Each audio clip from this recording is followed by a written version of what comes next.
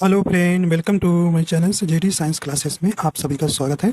जैसा कि हम यूपी पुलिस कांस्टेबल के लिए सामान्य ज्ञान जीके जीएस के प्रैक्टिस सेट सॉल्व कर रहा हूं। आशा करता हूं आप सभी अच्छे होंगे और आपकी तैयारी बढ़िया चल रही होगी। अगर आप हमारे चैनल पर नए हैं तो चैनल को सब्सक्राइब कर लीजिएगा और बेल आइकन प्रेस कर दीजिएगा ताकि आपको नोटिफिकेशन मिलता रहेगा। आइए देखते हैं, पहला प्रश्न है। पहला प्रश्न कह रहे हैं कि संगीत यंत्र तबला का प्रचलन किया। तो संगीत यंत्र तबला का प्रचलन किसने किया था? कह रहे हैं कि आदिल शाह ने, अमीर खुसरो ने, तानसेन ने या बैजू बाबरा ने। सही ऑप्शन आपका कौन सा हो जाएगा भी? सही ऑप्शन आपका ऑप्शन नंबर बी हो जाएगा। अमीर खुसरो ने जो है तबला का प्रचलन किया था, आविष्कार किया था। यहाँ पर आपका बी नंबर यहाँ सही हो जाएगा 13वीं शताब्दी में। ठीक है, तो इस प्रकार आपका बी नंबर सही हो जाएगा। आइए देखते हैं, अगला प्रश्न है। कहने कि मुगल प्रशासन में मदद ए मास इंगित करता है। बताइए भी क्या करता है? करे चुंगी कर है, विद्वानों को दी जाने वाली राजस्व मुक्त अनुदान भूमि, या सैन्य अधिकारियों को दी जाने वाली पेंशन, या बुवाई कर। सही ऑप्शन क्या हो जाएगा? तो सही ऑप्शन आपका यहाँ बी नंबर हो जाएगा। विद्वानों को दी जाने वाली राजस्व मुक्त अनुदान भूमि थी। ठीक है, तो बी नंबर आपका सही हो जाएगा। देखिए, मुगल शासन की स्थापना किसने किया था? तो ये आप जानते हैं बाबर ने किया था। बाबर ने किया था। कब किया था भाई? ये 1526 ईस्वी में। 1526 ईस्वी में प्रथम पानीपत के युद्ध में इब्राहिम लोदी को परास्त करके जो है बाबर ने मुगल शासन की स्थापना की थी। ठीक है, तो यहाँ भी आपका सही हो जाएगा। आइए अगला देखते हैं। अगला प्रश्न है, दस्तान ए अमीर हमजा का चित्रांकन किसके द्वारा किया गया था? बताइए सही ऑप्शन इसका कौन सा हो जाएगा? करें कि अब्दुल सामद द्वारा, मंसूर द्वारा, मीर सैयद अली द्वारा या अबुल हसन द्वारा। सही ऑप्शन आपका हो जाएगा सी नंबर, मीर सैयद अली द्वारा जो है दस्तान ए अमीर हमजा का चित्रांकन किया गया था। ठीक है, देखिए इसमें जो है पैगंबर मोहम्मद के चाचा हमजा के पराक्रम पूर्ण कार्यों का वर्णन है। इसमें जो है कपड़े के बने टुकड़ों पर बने 1000 क्या है चित्र है। ठीक है, तो यहाँ आपका सही ऑप्शन हो जाएगा सी नंबर। आइए भाई अगला देखते हैं। कह रहे हैं कि इंडिया डिवाइडेड पुस्तक के लेखक कौन है? इंडिया डिवाइडेड पुस्तक के लेखक कौन है?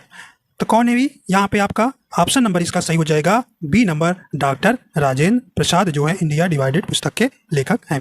तो आप डॉक्टर राजेंद्र प्रसाद को जानते हैं। ये जो है संविधान सभा के अस्थाई अध्यक्ष चुने गए थे। तो ये पूछा जाता है कि अस्थाई अध्यक्ष कौन चुने गए थे? ये डॉक्टर राजेंद्र प्रसाद, और ये जो है भारत के प्रथम राष्ट्रपति भी थे। ठीक है, आइए आगे देखते हैं। अगला प्रश्न कह रहे हैं कि वर्ष 1946 के चुनाव के पश्चात मुस्लिम लीग ने किस प्रांत में अपनी सरकार बनाई थी? तो सही ऑप्शन आपका कौन सा हो जाएगा? तो ये ए नंबर हो जाएगा, बंगाल प्रांत में। अगला देखते हैं भाई। अगला प्रश्न कह रहे हैं कि राजपूताना मध्य भारत सभा का प्रथम अधिवेशन वर्ष 1919 में कहाँ हुआ था? बताइए सही ऑप्शन आपका कौन सा हो जाएगा? तो राजपूताना मध्य भारत सभा का प्रथम अधिवेशन जो है कहाँ हुआ था? ये आपका सही ऑप्शन हो जाएगा बी नंबर, अजमेर में, राजस्थान के अजमेर में। अगला है, कहने की द्वितीय गोलमेज सम्मेलन में कांग्रेस का प्रतिनिधित्व किसने किया था भाई? बताइए सही ऑप्शन आपका कौन सा हो जाएगा? कह रहे हैं कि जवाहरलाल नेहरू, मोतीलाल नेहरू, अबुल कलाम आज़ाद या महात्मा गांधी। तो सही ऑप्शन आपका कौन सा हो जाएगा? डी नंबर हो जाएगा, महात्मा गांधी ने। तो द्वितीय गोलमेज सम्मेलन में जो है कांग्रेस का प्रतिनिधित्व महात्मा गांधी ने किया था। तो कुल कितने गोलमेज सम्मेलन हुए थे? 3 हुए थे, और ये कहाँ हुए थे? ये ब्रिटेन में हुए थे। तो यहाँ से आपसे पूछा जाता है कि तीनों गोलमेज सम्मेलन में कौन भाग लिए थे? तो ये भीमराव अंबेडकर और तेज बहादुर सप्रू। ठीक है, आगे देखते हैं। कह रहे हैं कि निम्नलिखित में से किस एक ने सुभाष चंद्र बोस को देश नायक कहा था? बताइए भाई, सुभाष चंद्र बोस को किसने देश नायक किसने कहा था? तो सही ऑप्शन आपका हो जाएगा सी नंबर, रविन्द्रनाथ टैगोर ने किया था। किसने कहा था भाई? रविन्द्रनाथ टैगोर को। आप जानते हैं पूछा जाता है कि साहित्य में वे कौन भारतीय हैं जिन्हें नोबेल पुरस्कार प्राप्त किया था? तो ये कौन किए थे भाई? आपका रविन्द्रनाथ टैगोर ने। इन्हें किसके लिए मिला था? गीतांजलि के लिए। ठीक है, गीतांजलि के लिए 1913 में जो है इन्हें नोबेल पुरस्कार प्राप्त हुआ था। कई बार प्रश्न पूछा गया है, ध्यान रखिएगा। आइए अगला देखते हैं। अगला प्रश्न है, 1857 की क्रांति के निम्नलिखित नेताओं में से किसका वास्तविक नाम देखिए रामचंद्र पांडुरंग था? इंपॉर्टेंट प्रश्न है। सही ऑप्शन आपका कौन सा हो जाएगा? सही ऑप्शन आपका सी नंबर हो जाएगा, तत्या टोपे का। ठीक है, अगला है, करें कि सब्जी उत्पादन में भारत का स्थान है, बताइए भाई सब्जी उत्पादन में भारत का स्थान है तो कौन सा स्थान है भारत का? यहाँ पर द्वितीय स्थान है। सब्जी उत्पादन में भारत का द्वितीय स्थान है। प्रथम स्थान आप जानते हैं भाई किसका है? चीन का है। किसका है? चीन का है। ठीक है, आइए देखते हैं अगला प्रश्न। अगला प्रश्न कह रहे हैं कि बक्सा बाग परियोजना भारत के किस राज्य में स्थित है? कह रहे हैं कि मध्य प्रदेश में, राजस्थान में, गुजरात में या पश्चिम बंगाल में। सही ऑप्शन आपका कौन सा हो जाएगा? डी नंबर हो जाएगा। यह जो है पश्चिम बंगाल में है। बक्सा बाग परियोजना जो है आपका पश्चिम बंगाल में है। इसका निर्माण जो है 1983 ईस्वी में किया गया था। आइए देखते हैं अगला प्रश्न। कह कि भारत के जिस राज्य में उसके क्षेत्रफल का अधिकतम, देखिए प्रतिशत पूछा है, राष्ट्रीय उद्यानों के अंतर्गत आता है तो किसका आता है भी? कह रहे उत्तर प्रदेश, त्रिपुरा, सिक्किम, बिहार। सही ऑप्शन कौन सा हो जाएगा आपका? ऑप्शन नंबर सी हो जाएगा, सिक्किम। देखिए प्रतिशत में पूछा है राष्ट्रीय उद्यान तो आपका सिक्किम हो जाएगा। ठीक है, तो यहाँ पे आपका सही ऑप्शन हो जाएगा सी नंबर, सिक्किम। ठीक, अगर क्षेत्रफल में पूछता तो आप मध्य प्रदेश लगाएंगे। ठीक है, अगला है कह कि भारत का वह राज्य जो कपास, मूंगफली, नमक, दूध के उत्पादन में प्रथम स्थान पर है तो सही ऑप्शन आपका कौन सा हो जाएगा? सही ऑप्शन आपका कह रहे महाराष्ट्र, पंजाब, राजस्थान, गुजरात। तो सही ऑप्शन कौन सा हो जाएगा आपका? डी नंबर हो जाएगा, गुजरात है। देखिए कपास, मूंगफली, नमक। देखिए दूध, अब यहाँ पर आप ध्यान दीजिएगा, दूध जो है उत्पादन में प्रथम अब उत्तर प्रदेश आपका हो गया है। कौन सा? उत्तर प्रदेश हो गया है। ठीक है, उत्तर प्रदेश हो गया है, ये आप ध्यान रखिएगा। दूध उत्पादन में प्रथम स्थान जो है अब उत्तर प्रदेश का हो गया है। अगला देखते हैं, कह रहे जब पुष्कर की पहाड़ियों में भारी वर्षा होती है तो बाढ़ कहाँ आती है? सही ऑप्शन आपका कौन सा हो जाएगा? कहने कि अजमेर में, सवाई माधोपुर में, बालातोरा में या सोजत में। सही ऑप्शन आपका हो जाएगा ए नंबर, अजमेर में। जब पुष्कर की पहाड़ियों में भारी वर्षा होती है तो बाढ़ कहाँ आती है? अजमेर में। अगला प्रश्न है, देखते हैं। कहने कि मिश्रित कृषि में सम्मिलित है। देखिए मिश्रित कृषि में सम्मिलित, कहने कि विभिन्न फसलों को योजनाबद्ध तरीके से नहीं, रबी एवं साथ साथ खरीफ फसलों का उगाना नहीं। आइए अगला देखते हैं भाई। अगला है ये आपका ऑप्शन, कहने कि कई तरह की फसलें उगाना तथा पशुपालन भी करना, तो ये आपका मिश्रित खेती हो जाएगी। सी नंबर आपका ऑप्शन सही हो जाएगा। आइए देखते हैं अगला। कह रहे कि मोका कॉफी जहां उगाई जाती है वह है, बताइए भाई मोका कॉफी कहाँ उगाई जाती है? इराक में, ब्राजील में, अर्जेंटीना में या यमन में। सही ऑप्शन आपका कौन सा हो जाएगा? सही ऑप्शन आपका डी नंबर हो जाएगा, यमन में। ठीक है, मोका कॉफी कहाँ उगाई जाती है? यमन में। देखिए विश्व में सबसे ज़्यादा जो है कॉफी कहाँ होती है? ये आपके ये ब्राजील में, ध्यान दीजिएगा। अगला है, कह रहे कि विश्व में अधिकतम संभाव्य जल शक्ति वाले कतिपय नदी बेसिन है। सही ऑप्शन आपका इसमें कौन सा हो जाएगा? देखिए यहाँ पे आपका ऑप्शन नंबर बी हो जाएगा, कांगो, अमेजन और नर्मदा। अगला प्रश्न है, कह रहे कि दक्षिणी गोलार्ध में सबसे बड़ा दिन कब होता है? कह रहे कि 22 जून को, 22 दिसंबर को, 21 मार्च को या 22 सितंबर को। तो दक्षिणी गोलार्ध में सबसे बड़ा दिन होता है आपका बी नंबर हो जाएगा, 22 दिसंबर को।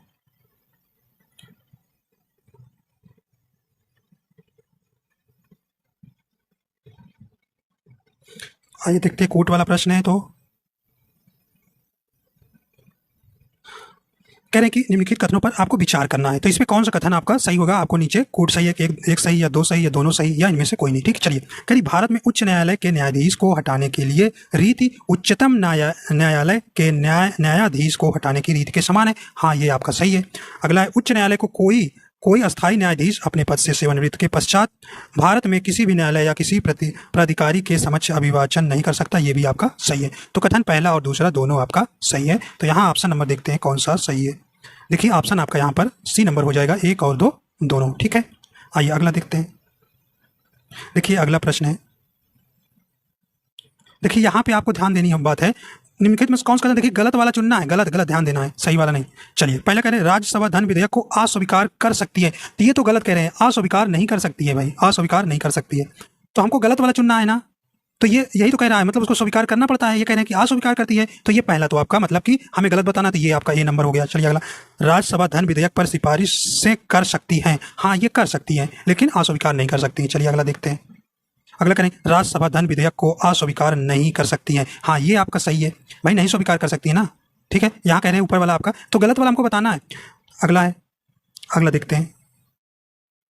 कह रहे हैं कि राज्यसभा को धन विधेयक 14 दिन के भीतर लोकसभा में लौटाना होगा। देखिए इंपॉर्टेंस से चौथा वाला ही आपसे कई बार पूछा गया। हाँ भाई, 14 दिन के अंदर बिल्कुल लौटाना है, अगर नहीं लौटा रहे तो ये पारित माना जाएगा लोकसभा में। ठीक है, चलिए और देखिए 5वां है, पांचवा है कह रहे कि राज्यसभा धन विधेयक में संशोधन कर सकती है। गलत है, राज्यसभा धन विधेयक में संशोधन नहीं कर सकती है। तो मतलब गलत वाला हमको बताना है, पहला और पांचवा आपका गलत हो गया। चलिए देखते हैं पहला और पांचवा कहाँ है। पहला और पांचवा आपका ऑप्शन नंबर किस में है? सी नंबर, तो आपका सी नंबर सही हो जाएगा। ठीक है, तो ये कई बार आपसे प्रश्न पूछे गए हैं दोनों। आइए देखते हैं अगला प्रश्न है। अगला प्रश्न कह रहे हैं कि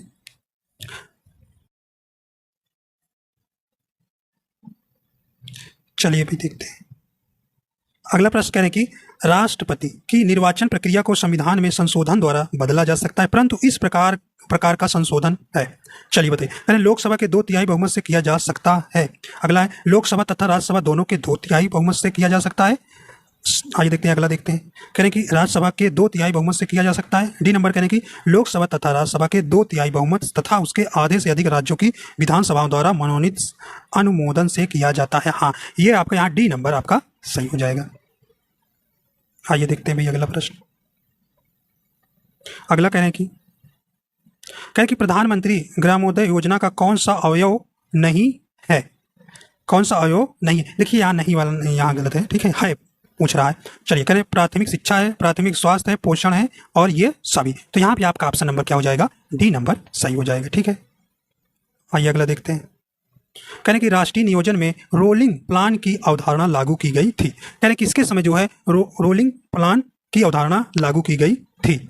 तो सही ऑप्शन आपका कौन सा हो जाएगा? ये आपका सी नंबर हो जाएगा, जनता सरकार के द्वारा। जनता सरकार के समय ये जो है रोलिंग प्लान लाई गई थी। देखिए 1977 से 78 में जो है पांचवी पंचवर्षीय योजना को जो है समाप्त कर दिया गया और 1978 से 1983 की अवधि के लिए उसके छठी पंचवर्षीय योजना शुरू की और इसे ही रोलिंग प्लान कहा जाता है। ठीक है, तो आपका सी नंबर यहाँ सही हो जाएगा। अगला है करें कि यदि भारतीय रिजर्व बैंक के द्वारा नगद कोष अनुपात में कमी की जाती है तो उसका साख सृजन पर क्या प्रभाव पड़ेगा? क्या भाई साख सृजन पर क्या प्रभाव है? तो आपका करें वृद्धि होगी, कमी होगी, कोई प्रभाव नहीं, या इनमें से कोई नहीं। सही ऑप्शन आपका ए हो जाएगा, वृद्धि होगी। ठीक है, वृद्धि होगी। ठीक है, देखिए यहाँ आरबीआई से मतलब भारतीय रिजर्व बैंक से आपसे प्रश्न पूछता है, इसकी स्थापना पूछता है। देखिए अधिनियम 1934 के तहत जो है 1 अप्रैल जो है 1935 में जो है भारतीय रिजर्व बैंक की स्थापना होती है और इसका राष्ट्रीयकरण भी आपसे पूछा जाता है। तो 1 जुलाई 1949 को जो है इसका राष्ट्रीयकरण भी कर दिया गया। ठीक है, तो यहाँ ध्यान देना है आपको इसकी स्थापना और राष्ट्रीयकरण। ठीक है, चलिए आगे चलते हैं। कह रहे कि प्रकाश का रंग निर्धारित होता है, बताइए भाई। कह रहे कि आयाम से, तरंगदैर्घ्य से, तीव्रता से या वेग से? हाँ, तो सही ऑप्शन आपका कौन सा हो जाएगा? प्रकाश का रंग निर्धारित होता है तरंगदैर्घ्य, जिन्हें आप लैम्डा से पढ़ते। देखिए तरंगदैर्घ्य ऐसे चलती है किरणें। ठीक है, ये तो ये जो इसके बीच की जो दूरी होती है क्या होती है? दूरी ना तीव्रता, इसलिए रेड कलर दूर से दिखाई देता है, इसलिए इसको आपको सिग्नल के रूप में उपयोग किया जाता है। तो ये लैम्डा आपका क्या, यही इसका तरंगदैर्घ्य है। ठीक है, जब तरंग चलती है तरंगदैर्घ्य, तो तरंगदैर्घ्य से ही प्रकाश के रंग का निर्धारण होता है। ठीक है, तो अब यहाँ से प्रश्न एक और पूछा जाता है कि किस रंग के तरंगदैर्घ्य सबसे अधिक होती है? तो आप याद रखिएगा भाई लाल की। ठीक है, और सबसे कम किसकी होती है? बैगनी, याद रखिएगा। ठीक है, चलिए आगे चलते हैं। अगला प्रश्न है करें कि मिट्टी के घड़े में निम्न में से किस प्रक्रिया के कारण जल ठंडा रहता है?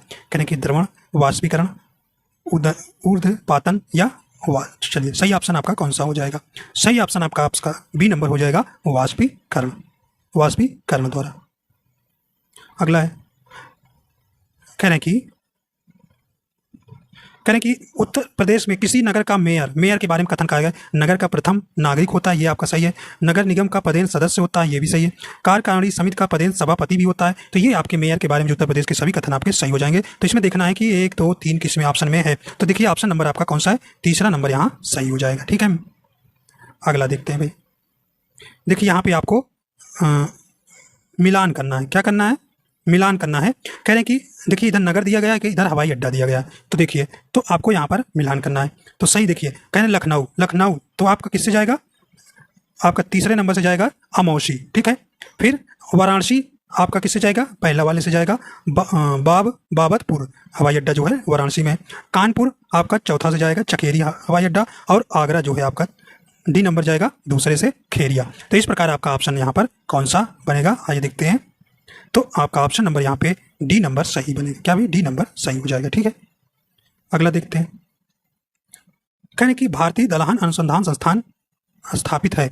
तो बताइए भाई भारतीय दलहन अनुसंधान कहाँ है, यानी लखनऊ में, जोधपुर में, कानपुर में या नई दिल्ली में। सही ऑप्शन आपका हो जाएगा कौन सा, सी नंबर हो जाएगा कानपुर में।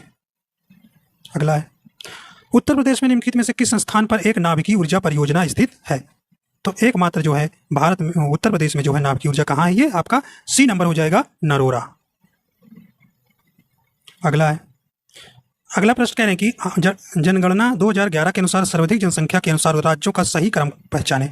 सही क्रम आपको पहचानना है कि कहाँ सबसे ज़्यादा। देखिए यहाँ पे आपका सी डी तो वैसे कट गया, बिहार पहले दिया है, अब दो ए और बी बचा। देखिए उत्तर प्रदेश, फिर महाराष्ट्र है, फिर आपका बिहार है, फिर पश्चिम बंगाल है, तो आपका बी नंबर सही हो जाएगा। सबसे ज़्यादा जनसंख्या आप जानते हैं उत्तर प्रदेश, फिर महाराष्ट्र, फिर बिहार, फिर पश्चिम बंगाल, फिर आंध्र प्रदेश। अगला है, कह रहे हैं कि यह देश पर्यावरण के सुधार व संरक्षण के लिए तथा देश के वनों व वन्य जीव की रक्षा के लिए प्रतिबद्ध होगा। तो यह किस अनुच्छेद में दिया गया है कि राज्य जो है पर्यावरण जो है राज्य के नीति निर्देशक तत्व में जो बताया गया है कि राज्य जो है पर्यावरण की संरक्षण करेगा, यह किस अनुच्छेद में है। तो सही ऑप्शन हो जाएगा, देखिए इंपॉर्टेंट प्रश्न है, बताइए भी। तो ये आपका कौन सा हो जाएगा, बी नंबर हो जाएगा। अनुच्छेद 48A में जो कहा गया है कि राज्य जो है पर्यावरण के संरक्षण और सुधार में क्या होगा, उसको काम करना होगा। तो अनुच्छेद आपका दायित्व है, ठीक, तो आपका बी यहाँ सही हो जाएगा 48A में।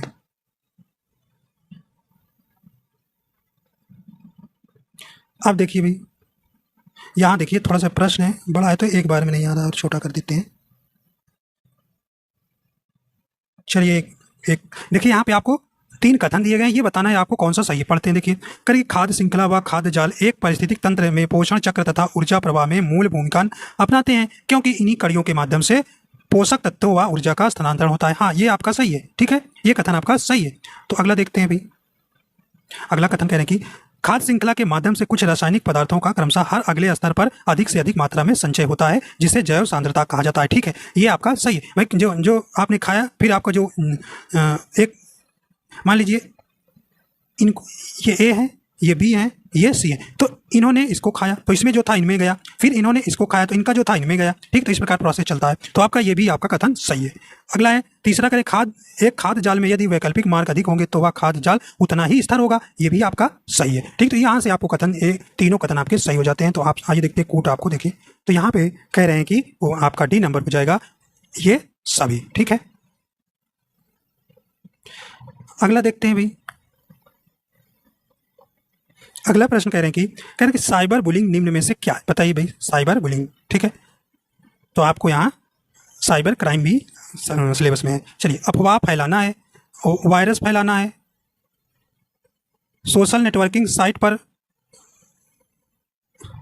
साइट पर अशोभनीय कमेंट करना या धमकी देना, या उपरोक्त में से कोई नहीं। तो सही ऑप्शन आपका कौन सा हो जाएगा भाई, सी नंबर हो जाएगा। सोशल नेटवर्किंग साइट पर अशोभनीय कमेंट करना या धमकी देना, या जो है आपका साइबर बुलिंग कहलाता है। तो ऑप्शन नंबर सी सही हो जाएगा। अगला देखते हैं भाई, कह रहे हैं कि प्रसिद्ध सोशल नेटवर्किंग साइट ट्विटर का मुख्यालय कहाँ है, बताइए भाई, ट्विटर का मुख्यालय कहाँ है। तो ये कहाँ है, ऑप्शन नंबर सी हो जाएगा, कैलिफोर्निया में। कहाँ है, कैलिफोर्निया में, जो इसकी स्थापना की गई थी 21 मार्च 2006 को, ठीक है। तो इस प्रकार आपका ऑप्शन नंबर सी हो जाएगा। अगला प्रश्न है, कह रहे कि डीजल इंजन की खोज निम्न में से किसने किया था, बताइए भाई। तो किसने किया था, तो ऑप्शन नंबर बी हो जाएगा, रुडोल्फ डीजल ने डीजल इंजन की खोज किए थे, ठीक है। अगला है, कह रहे हैं कि राष्ट्रीय मानव अधिकार संरक्षण अधिनियम कब लागू हुआ था। तो कब लागू हुआ था ये, तो सही ऑप्शन आपका कौन सा हो जाएगा, ए नंबर हो जाएगा 1993 ईस्वी में, ठीक है। तो इस प्रकार आपका ए नंबर सही हो जाएगा। तो आप जानते हैं हर साल जो है 10 दिसंबर को मानव अधिकार संरक्षण दिवस मनाया जाता है। तो इस प्रकार आपका ए नंबर सही हो जाएगा, ठीक है। तो इस प्रकार आपके पूरे प्रैक्टिस सेट कंप्लीट होता है। आशा करता हूँ ये आपको पसंद आया। अगर पसंद आया तो हमारे चैनल पर नए हैं तो चैनल को सब्सक्राइब कर लीजिएगा और बेल आइकन प्रेस कर दीजिएगा, ताकि आपको नोटिफिकेशन मिलता रहे। वीडियो देखने के लिए आपका बहुत बहुत धन्यवाद।